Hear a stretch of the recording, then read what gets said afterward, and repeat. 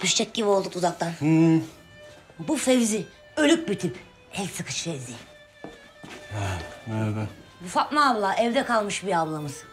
Yok canım, evde kaldım diyemem. Daha geçen ay itfaiyeci istemeye geldi de varmadım. 3. evliliğiydi diye. Yaşlı adamın bakayım, prostatıyla mı uğraşayım? Doğru. İnsan aşık olmalı.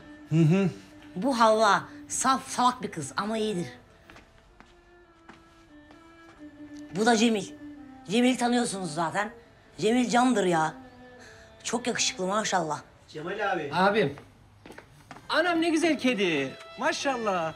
Çok yakışıklı ya. Oha. Oha. Oha bayağı yakışıklı. Dipçik gibi çocuk. Kara gözleri var. İnsan bakınca bir garip oluyor değil mi? Ha? Sevesi geliyor. Saçlarında okşayası falan geliyor. Böyle şömine önünde koyun postu üstünde çırılçıplak saatlerce...